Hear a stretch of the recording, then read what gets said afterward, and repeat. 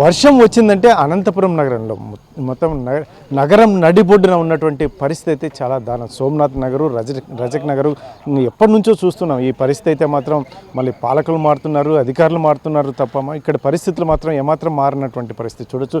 గుర్రపు డెక్క అయితే మాత్రం చాలా దారుణమైనటువంటి పరిస్థితి. ఇది ముందస్తుగా, ఎందుకంటే సమ్మర్లోనే దీన్ని ఒక ప్లాన్గా ముందస్తుగా ప్లాన్ చేసుకుని మరి దీన్ని తొలగించి ఈ రకమైనటువంటి ఏమైనా, ఎందుకంటే వర్షాలు వస్తే మాత్రం గుర్రపు డెక్క అనేది చాలా అడ్డుపడే పరిస్థితి ఉంటుంది. ముఖ్యంగా నీటిని ముందుకు వెళ్లకుండా కూడా ఆపే పరిస్థితి ఉంటుంది. కాబట్టి దానికి తోడు ప్లాస్టిక్ కవర్లు ఇటువంటివన్నీ కూడా వ్యర్థాలన్నీ కాలువల్లోనే వస్తుంటాయి. కాబట్టి వర్షం వచ్చిన సమయంలో మాత్రం ఈ లోతట్టు కాలనీలు అయితే మాత్రం జలమయమవుతున్నటువంటి పరిస్థితి. ఇప్పటికైతే మాత్రం మళ్ళీ అధికారులు కానీ లేదంటే పాలకులు కానీ ఎవరు పట్టించుకోవట్లేదని ఈ కాలనీ వాసులు అయితే మాత్రం పెద్ద ఎత్తున వారు వాపోతున్నటువంటి పరిస్థితులు అయితే ఉన్నాయి. మరి ఇక్కడ స్థానికులు ఉన్నారు, ఇంకా చాలామంది ఏం చెప్తారు వారి మాటలు వినే ప్రయత్నం చేద్దాం. సరే, ఏంటి ఇక్కడ వర్షం వచ్చింది అంటే ఈ లోతట్టు కాలనీల పరిస్థితి అయితే మాత్రం చాలా దారుణంగా ఉంటుంది. దీని గురించి ఏం చెప్తారు?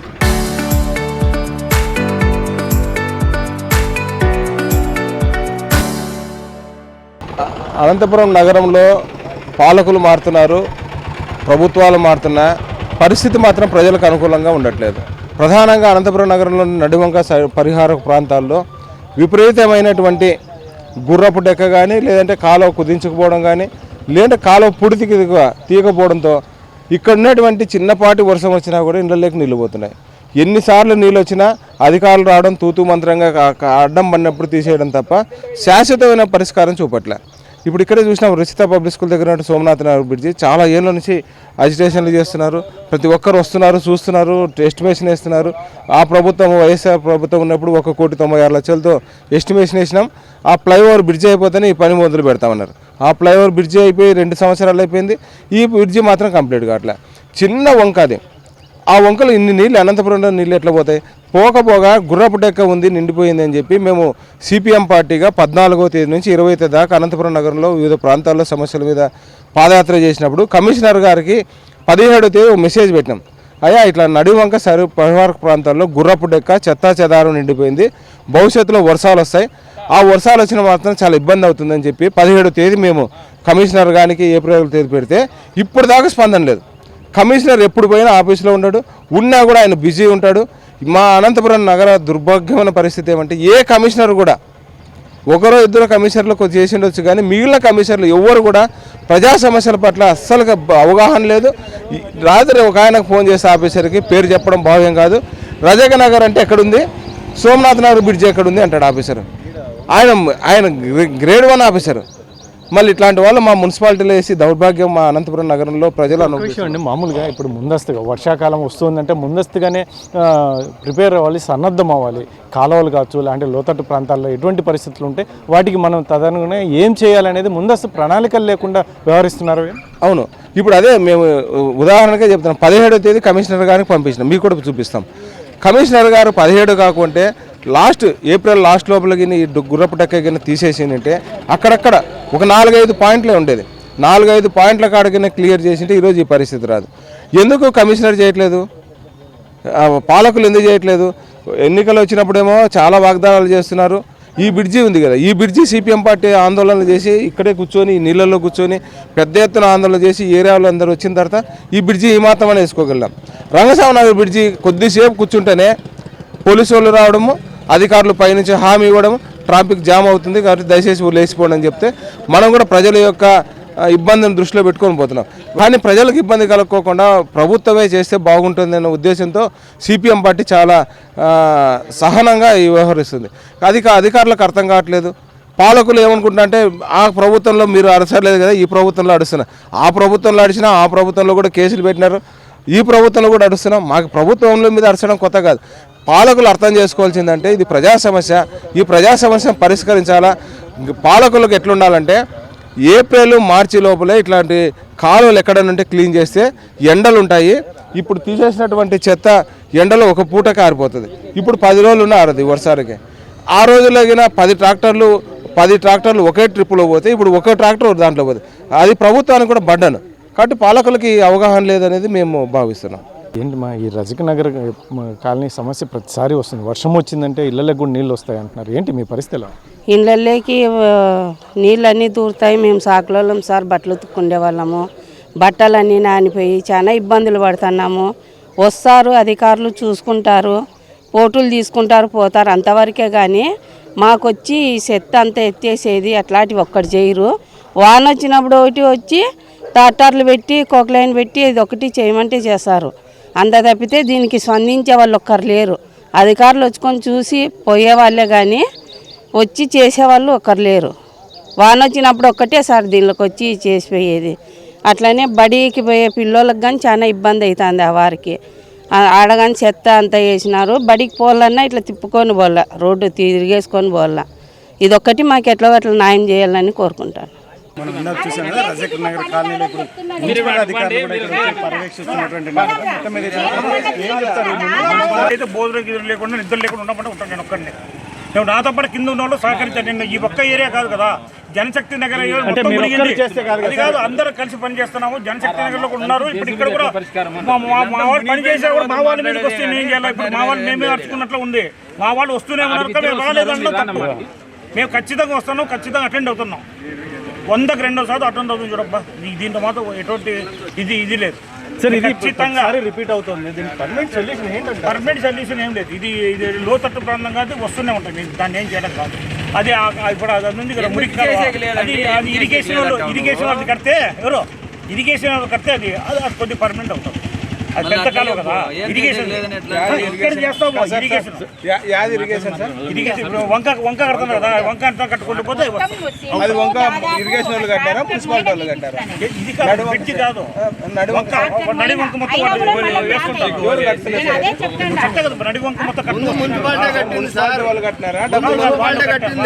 Sir కనుకోండి sir. వంక కట్టినంతా వాళ్ళే కడతారు, ఇరిగేషన్ వాళ్ళు కడతారు.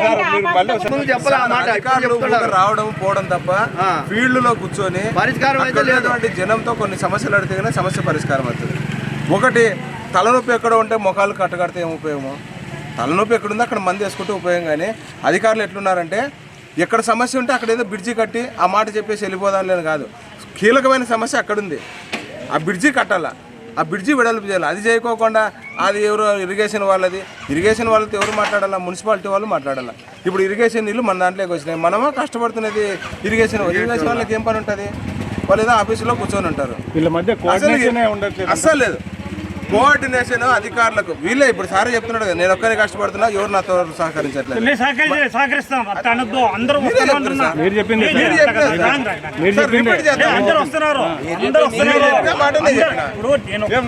40 ఏరియాలు తిరగాలన్నా ఎవరి ఏరియాలో వాళ్ళు ఉన్నారు. ఇప్పుడు మా ఎమ్యూనిటీ ఇడే ఉంది, అక్కడ ఒక ఎమ్యూనిటీ ఉన్నారు. ఎవరి ఏరియాలో వాళ్ళు ఖచ్చితంగా పనిచేస్తారు. అదైతే అబద్ధం. ఖచ్చితంగా మా వాళ్ళు పని చేస్తూనే ఉన్నారు. మీరు ఇంతకుముందు మాట్లాడిన మాట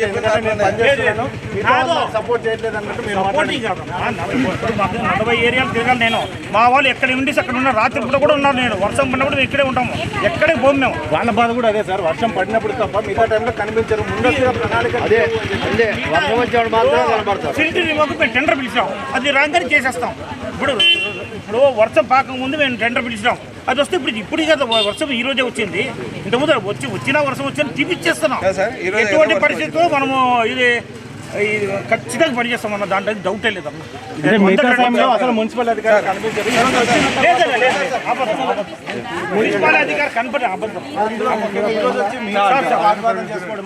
వాగ్వాదం కాదు, ఏం లేదు. వాగ్వాదం ఇక్కడ ఏం లేదు. ఖచ్చితంగా పని చేయాల్సింది పని చేయడానికి వచ్చినాం అంతే. అదే వాగ్వాదం ఏమి లేదు.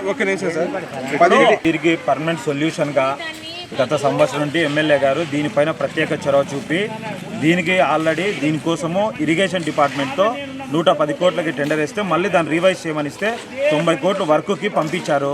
అది ఆల్రెడీ డిపిఆర్ కూడా అయింది, అది ఫైనాన్స్ డిపార్ట్మెంట్లో ఉంది. ఆయన ఆదేశాలతో మేము రాత్రి 12 వరకు ఉండి ఇక్కడ కొన్ని ప్రజా సంఘాలు కానీ ఇక్కడ ఉన్న ప్రజలు కానీ ఇబ్బందులు పడుతుంది అయితే వాస్తవమే. కానీ దీనికి స్టిల్ట్ రిమూవల్ కోసం గత వారం కిందట ఎమ్మెల్యే గారి పర్యటనకు వచ్చినాడు.